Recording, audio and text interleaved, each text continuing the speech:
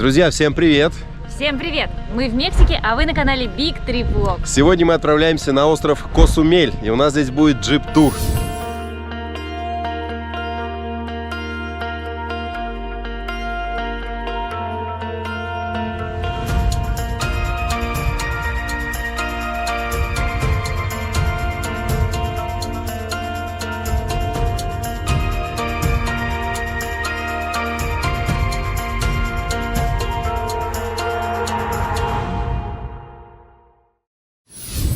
Так, ребята, время сейчас начало 9, где-то минут 29.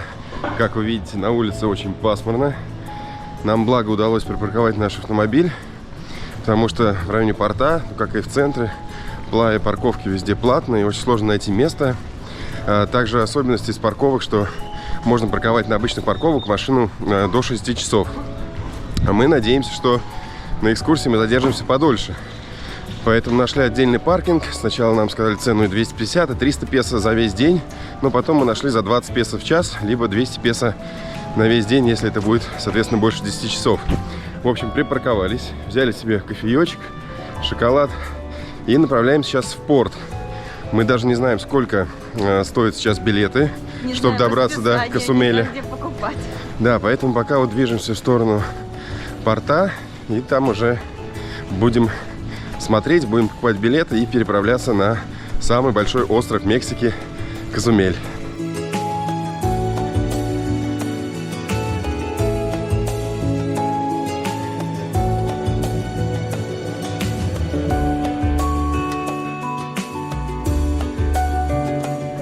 В районе порта сейчас достаточно многолюдно.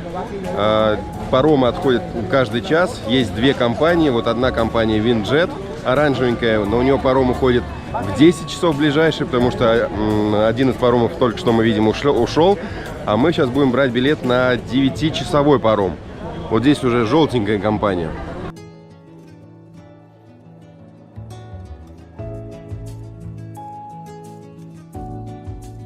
Здесь есть информация: время отплытия, прибытия, видимо, поскольку вы можете вернуться обратно. Все, купили билеты по карте.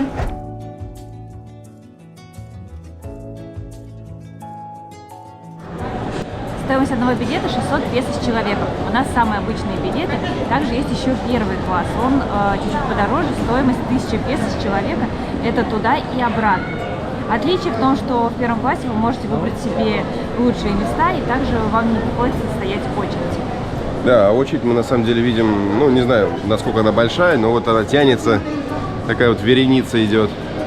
Главное, чтобы всем хватило мест на наш 9-часовой паром.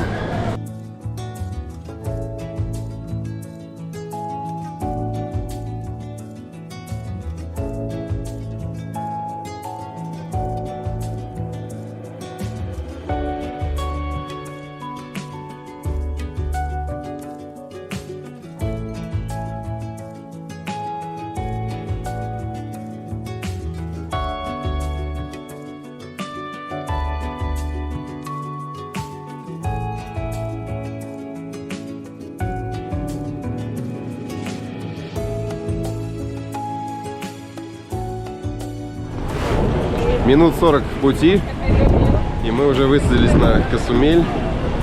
Во время поездки, надо сказать, что еще была развлекательная программа, музыкант пел под гитару. Также мы обнаружили на пароме кофе, и в чем не простое, а именно Starbucks. На первом этаже был. Да, ну в общем, весьма комфортно. Ну а теперь будем исследовать сам остров.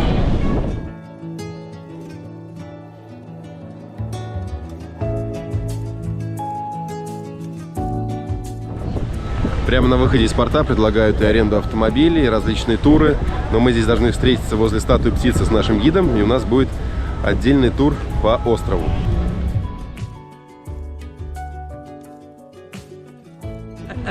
Вот сегодняшний наш гид, его зовут Рокки.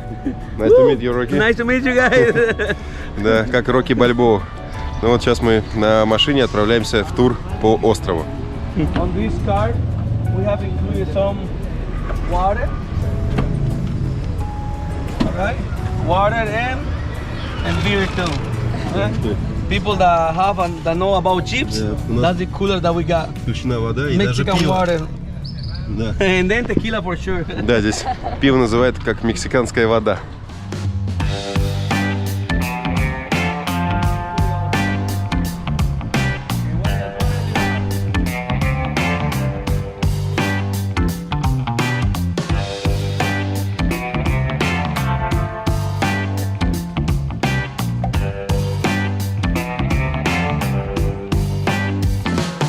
Пока мы ехали, Рокки нам рассказал небольшую информацию об острове.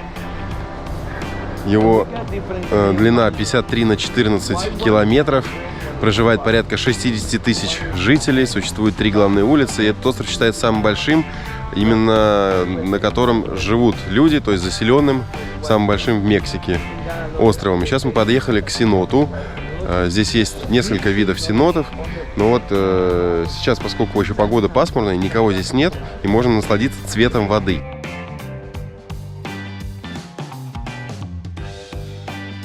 Like hit the air. Some people in the history they say like a piece of meteor hit this part and make this formation, but we don't think so. Probably this one was covered with a lot of Aerolito. rocks and aerolito, and with the passage of time collapsed, and that's why some of the native people listen or hear in that time, but they thought it's like a little piece of meteor hit this part. So they call it aerolito. У нас такой харизматичный гид, он про каждую достопримечательность рассказывает очень подробно. Например, вот этот сенот называется Аэролито, потому что местные верят, что сюда упал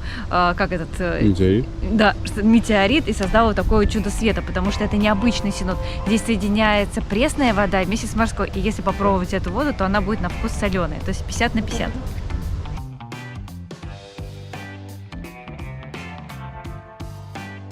Всего на острове есть 3 вида сенотов.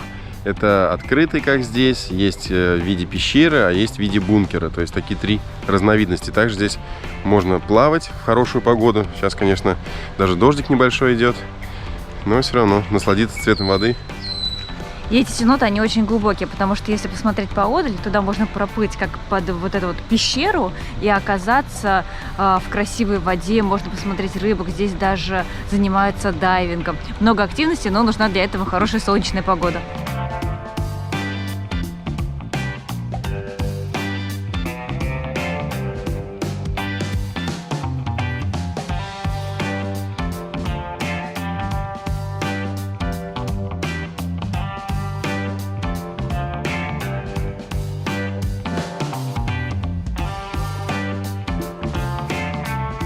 И район, в котором мы находимся, называется Цедрал. Назван он так в честь дерева, которое здесь произрастает. Из него делают также еще и мебель.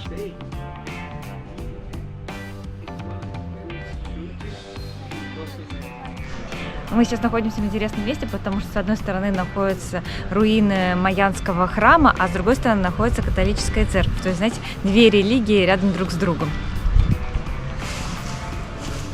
The island of the fertility dedicated to the goddess Ixchel. All right. So most of the temples that we're gonna find here, this one you can check. It was fixed in this part. You can check the rocks, the little entrance right here.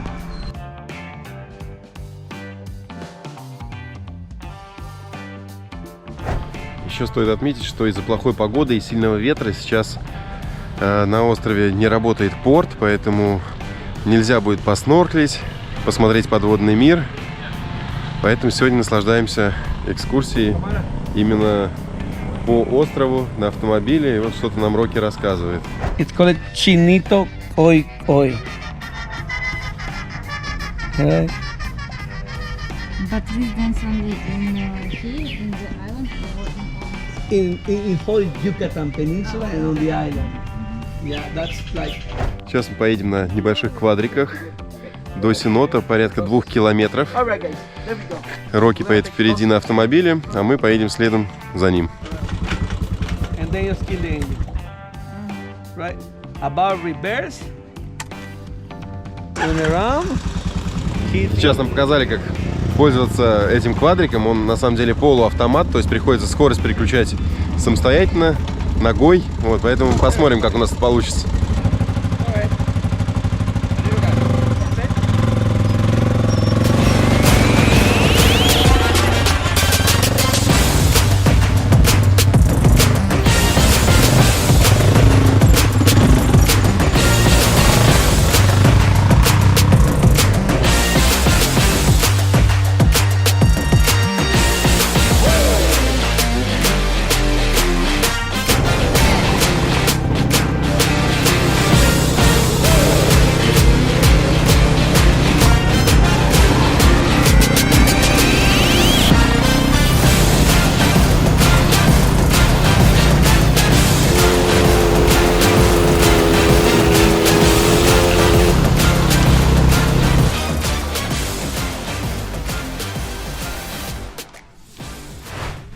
Ехали мы недолго, наверное, минут 15.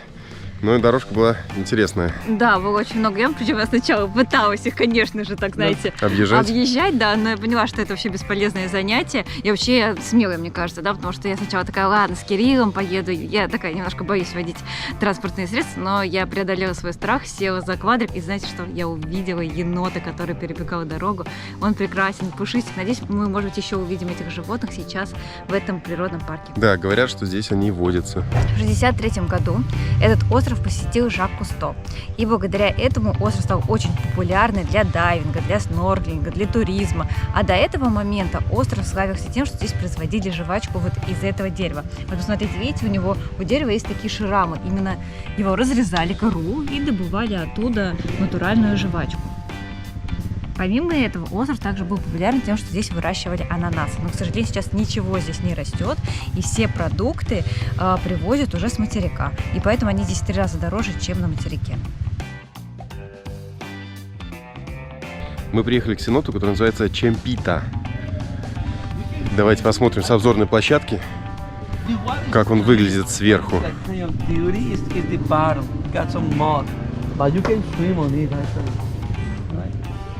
One of the strongest trees that got a big root to pass all the limestone formation is the banyan tree. That's what that we got on the ice. Endemic from this place. We're gonna head back up, okay? Is that it? Oh my gosh. Is that the Tiffany? Is that the Tiffany? Oh, wait, thank you. Wow.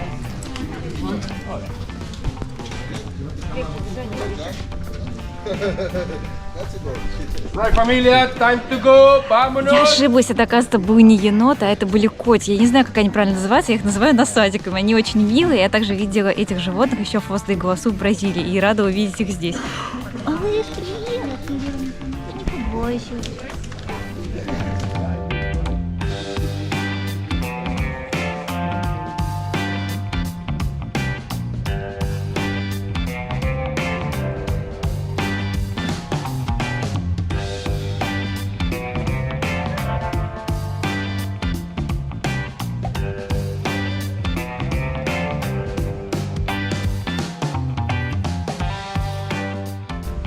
That's why some people say some of the day of the island, some parking collapse because as soon as the water from the rain is passing from the limestone process, it start to get like this. В сенотах очень странный запах. Я бы сказала, что это запах серы. Оказывается, так пахнут какашки летучих мышей. Кстати, мы сейчас наблюдаем за этими летучими мышами за моей спиной. Их здесь очень много. Помимо этого, в этом сеноте плавают красивые черепахи. А еще нам гид показал интересное отверстие. Оказывается, это домики для игуан. Сейчас мы вам их тоже покажем.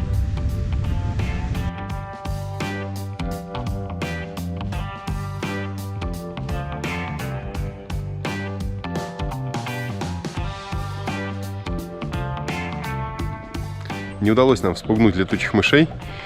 Они сюда прилетают в 6:45 утра, как нам сказал гид, а вылетают, получается, в 7:10, в 7:15, да? То есть определенное время. Солнышко. Да, от солнца хотя сегодня зависит. солнышка вообще-то нету, могли бы и полетать немножечко для нас. А так их вообще ничем не разбудить, как будто бы это Кирилл спит, а не летучие мышки. Если бы была погодка немножко потеплее, то я бы, конечно же, здесь искупался. Потому что в этом сеноте также можно поплавать, но сейчас немножко холодно, поэтому делать этого не стану.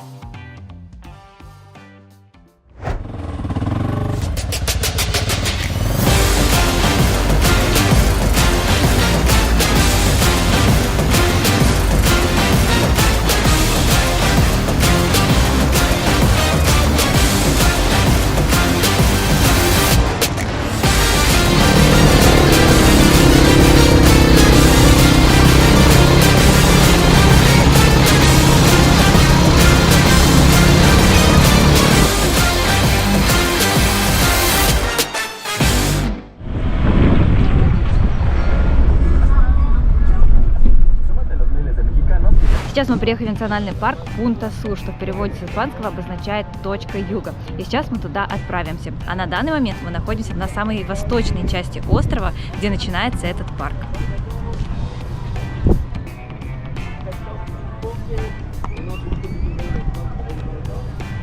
Пунт-Асур еще называют экопарком. Здесь мы должны увидеть каких-то животных, плюс подняться наверх на маяк, посмотреть оттуда виды красивые.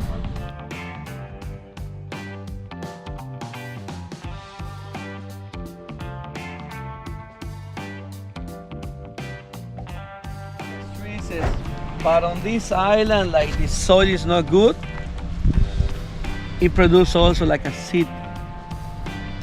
We call it tejocote, or some people call it siricote. So that little, like a fruit, it just grows on Christmas, because you can make a Christmas dessert. So you just boil it, melt the sugar, mix it, and then you can eat it. It's just like a sweet potato. Показывают нам какие-то волшебные цветочки, которые они добавляют в десерт, делают что-то на Рождество, какие-то сладости из него. В общем, съедобный цветочек такой. Ну и в целом нужно сказать, что мы сейчас проезжаем очень красивую природу, кустики, цветочки, растения.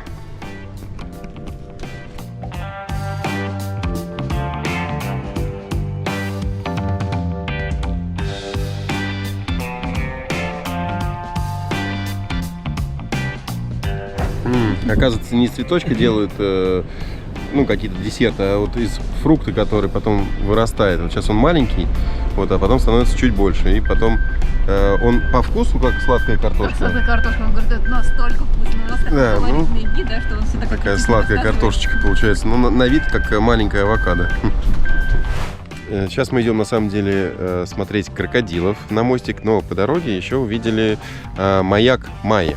Да, они его используют очень интересно. Они поджигали, получается, свечку наверху, а потом из этой свечки делали еще и костер, чтобы точно было видно этот маяк. А сейчас, 22 февраля, также зажигают эту свечку, но она ознаменует, естественно, не маяк, а то, что в Мексику пришла весна. А 1 января говорят, что остров Козумель – это первый остров, на который попадают первые лучи солнца. И очень многие острова за это борются, там и Флорида, там и остров Женщин, говорят, что именно у них попадают лучи солнца, но наш говорит, что нет. Да, и солнце попадает как раз вот через это маленькое вот здесь вот окошечко, и можно наблюдать, как встает солнце. See how tall it is. But when they did that, that part was almost cracking, almost collapsed. So they have to be amazing. But we don't have a lot by this part. We got more by the north of the island. We have a lot of clear water. Right? Also, Hurricane Wilma in 2005 destroyed part of our vegetation. Сейчас мы гуляем по мостику в поисках крокодилов, но также здесь есть очень красивые птицы, которые прогуливаются.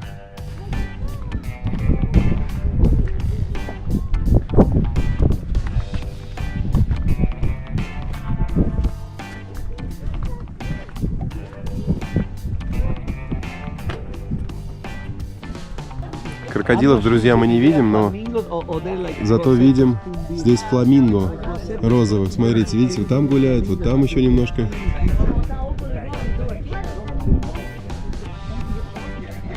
Сейчас мы поднимемся наверх, на вышку, и оттуда еще понаблюдаем за фламинго.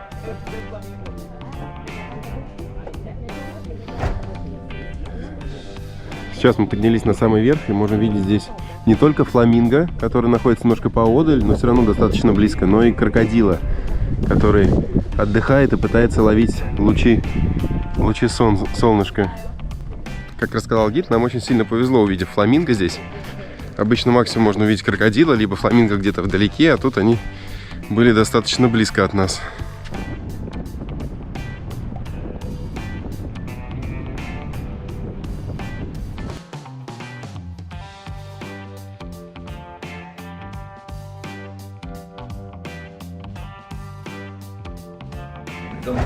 But we are right here, Cozumel Island. Сейчас мы находимся на самой крайней точке Мексики, друзья.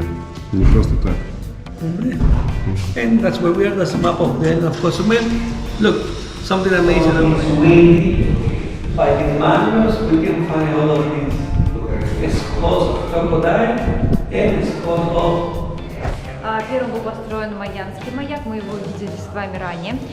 Дальше построили англичане такую версию маяка, но она быстро разрушилась. И самая неудачная версия была построена Эйфелем, тот самый, который построил Эйфелеву башню. Из-за соленого моря, из-за всей вот этой соли он был разрушен. Ну и в самом конце теперь мы можем наблюдать уже маяк, на который мы с вами, друзья, сейчас поднимемся. Вот это останки второго маяка, который мы видели, который англичане построили, его руины. И здесь же можно полюбоваться морем. Смотри, какой цвет.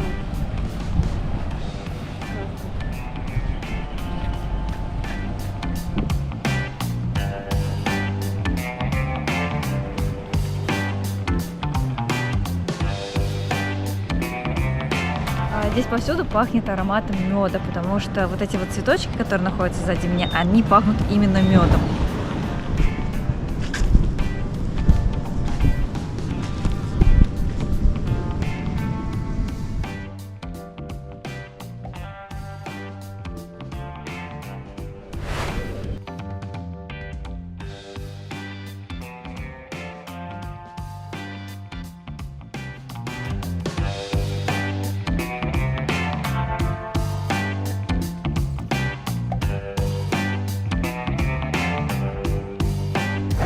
На самом верху интересная конструкция установлена. Это, видимо, чтобы когда свет преломляется, было лучше видно. Так, приседаем. Ой, пролезаем. О, ничего себе. Ну, этот вид того стоит, друзья. Мы поднялись на самый верх маяка. 133 ступенечки по узкой лестнице винтовой. С одной стороны море, с другой стороны природа. Вот такой вот экопарк Пунта-Сур. Ребята, вид бомбический. Это, конечно, стоило того, чтобы сюда подняться. Тем более подъем был несложный. Какой цвет воды шикарный. Посмотрите, просто лазурный. Как жаль, что сегодня такая погода. Я бы, конечно, не против была искупаться в такой красивой воде.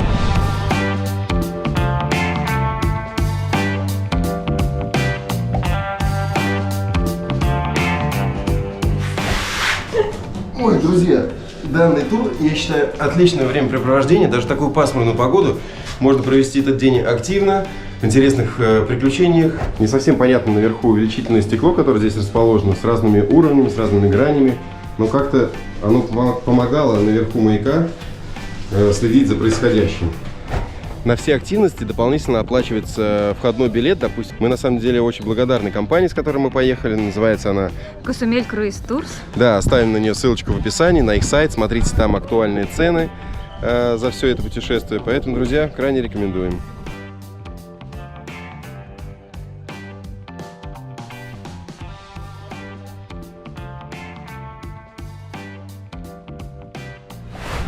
Несмотря на то, что погода пасмурная, но мы все равно приехали на пляж. Зашли через бич-клуб. И сейчас мы расположимся на лежачках, закажем какую-нибудь закусочку себе. А дальше, возможно, я еще даже попробую искупаться, потому что я вижу, что некоторые люди здесь даже купаются и с трубкой, и с маской. Насколько я понимаю, мы находимся сейчас на восточном побережье, то есть эти пляжи не самые популярные. В основном вся инфраструктура находится на западе острова. Но, думаю, это нам не помеха. Пляж, в котором мы остановились, называется Дель Сиело. И вот одноименный бич-клаб. И вот здесь менюшечка. Мы видим, что цены в районе 300 песо. Ну, скажем так, за тако 300 песо, кесадилья. Что здесь еще есть? Фахитос чуть подороже.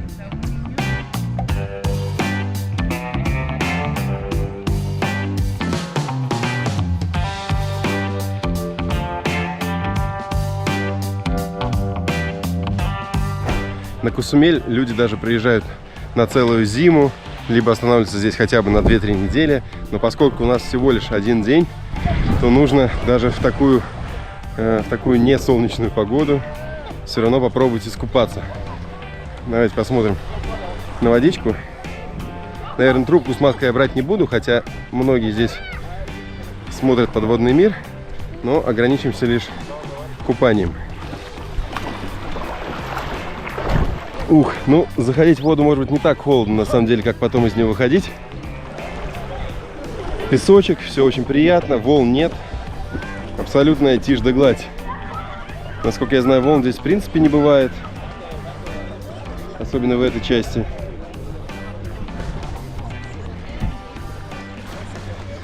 Да, вход достаточно пологий. То есть идешь по песочечку, водичка прозрачная. Не хватает только солнышка. Ух, но сама водичка очень приятная. Чуть-чуть подальше начинаются уже такие небольшие, знаете, как водоросли. То есть где, наверное, и можно посмотреть подводный мир. Вода становится уже темно-синего цвета. Ну, немножко с вами поплаваем и уже пойдем на берег пробовать нашу закуску, которую мы заказали. А то мы на самом деле с Томочкой сегодня еще не завтракали, только кофе выпили.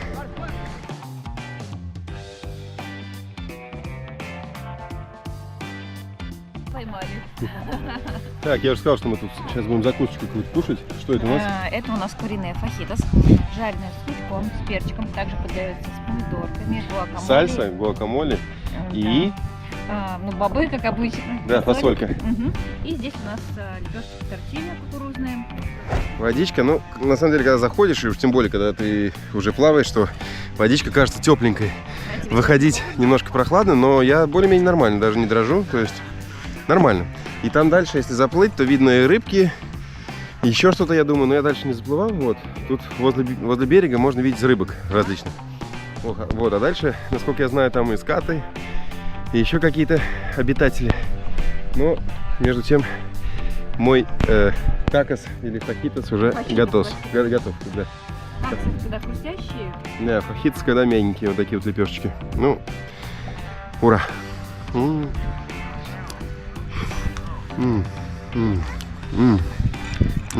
Гуакамоле, потрясающий соус.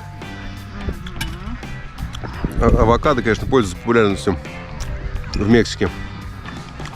За что мы Мексику в том числе тоже любим.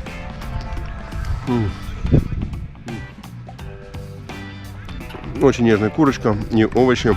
Ну, там перчик, лучок на гриле. Я вообще, кстати, раньше думала, что мексиканская кухня, она очень острая. Мне так рассказывают, что все очень острое, есть невозможно. На самом деле все такое нежное. Нет каких-то прям, знаете, ярких специй. Больше всегда чувствуется кукурузная лепешка, ну лично мне. А курочка, она просто обычная, как на гриле сделанная.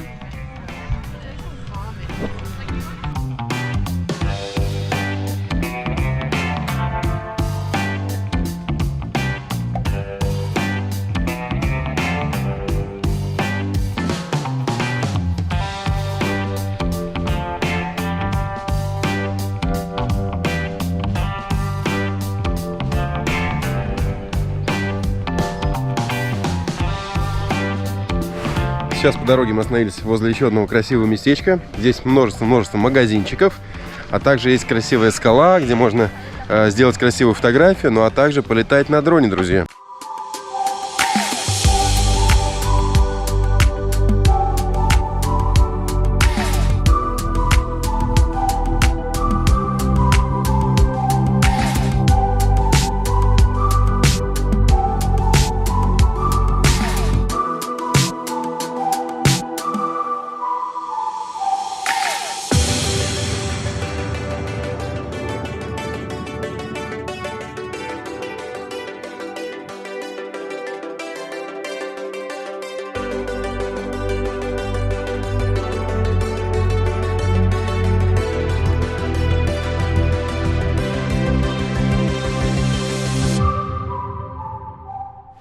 Мы сейчас приехали к пляжу, который называется Сан-Мартин. И посмотрите, сколько купающихся людей. Я тут стою в кофте Кирилла, а люди купаются, им не мешает пасмурная погода. Да, и надо сказать, что на этом пляже уже волны присутствуют. Посмотрите, какая красота, какой цвет воды.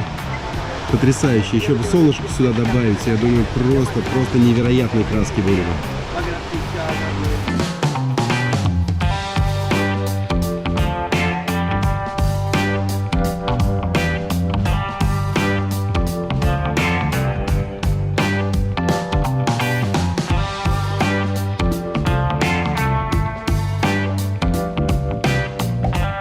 Ну что что ж, мы под конец нашей экскурсии доехали до местечка, в котором будем сегодня пробовать различные виды текилы. Нам уже успели рассказать о основных видах текилы, наверное. Это серебряная, золотая, то есть вот как ее делают. И теперь нам рассказали, как ее надо пить. То есть берем небольшие стаканчики, выпиваем, а дальше вдыхаем приятный аромат и воздух. Давай. 3, 2, 1. Ура! О, кстати, еще хочу сказать, Вдыхай, что вдыхай. я вдыхаю. Да. Еще хочу сказать, что текилу производят только в регионе Халиско. Где бы вам ни говорили, что это канкунская там или остров женщин, везде ее делают только в Халиском регионе, в штате таком. Да, но пьется очень мягко, очень мягко. Перед дегустацией вас спрашивают, вам наливать поменьше, средний или полную. Мы вот взяли поменьше, потому что мы не планируем здесь надегустироваться, нам еще плыть обратно сегодня. А то не доплывем потом Да. до Платный Карман. Окей. Давайте попробуем. До этого пробовали 5-летнюю, а это что он рассказал? Can you tell one more time how old is this?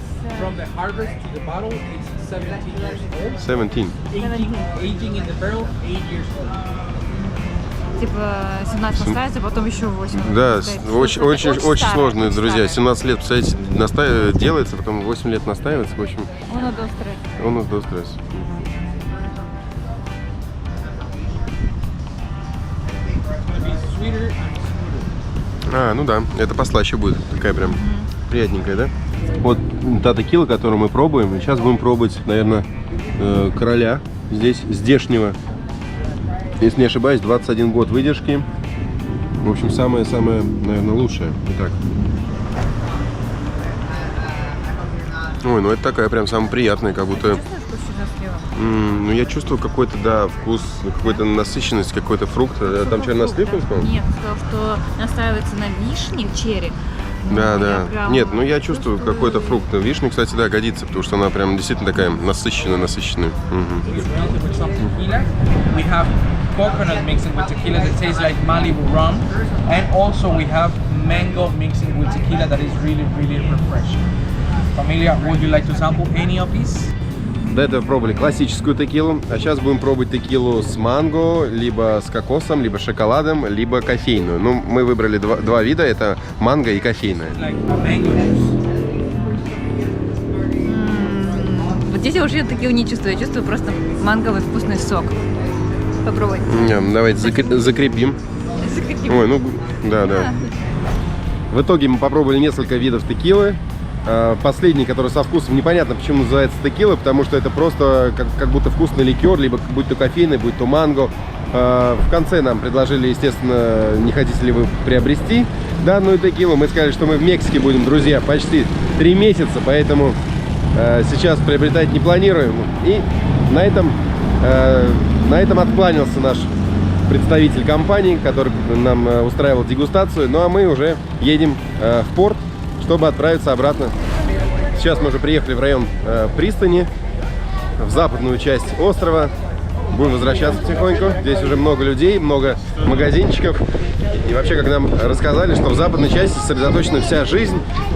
Все живут именно здесь, потому что здесь и электричество есть, и водопровод. В общем, все блага. А в той части, где мы с вами были, на восточном побережье, оно более дикое. И там никто не живет. Вот так. Все, сейчас мы уже идем узнавать на 6-часовой паром.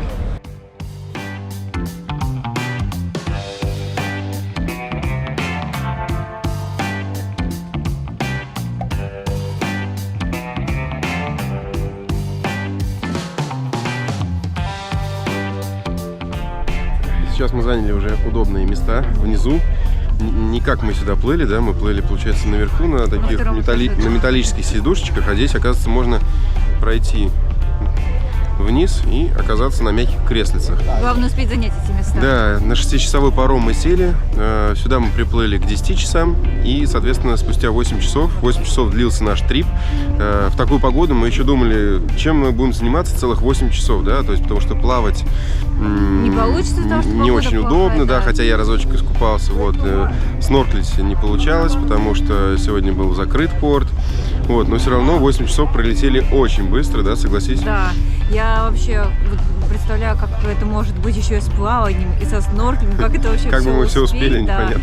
Но я думаю, что со всеми этими опциями экскурсия будет еще более интересной, хотя она нам очень понравилась, и нам понравился остров Кусумель, потому что всем, ну, многие знают остров женщин, да, он на слуху, Ислам а и Хэрис, Кусумель, да, его немногие знают, хотя он очень красивый. Мне он на самом деле понравился даже больше, чем остров женщин. Да, и в солнечную погоду, конечно, любой может найти чем заняться, наслаждаться морем, солнцем. А у нас был такой интересный тур в такую промозглую погоду. Кстати, обратите внимание, какой красивый закат. Это говорит о том, что завтра будет хорошая погода. Да, мы на это очень-очень надеемся. Ну а еще мы надеемся, что вам понравился этот выпуск, он был полезным для вас. Если это так, обязательно ставьте лайк и пишите любые вопросы в комментариях. Всем пока, друзья. Еще увидимся в Мексике. Всем пока, до встречи. Perverted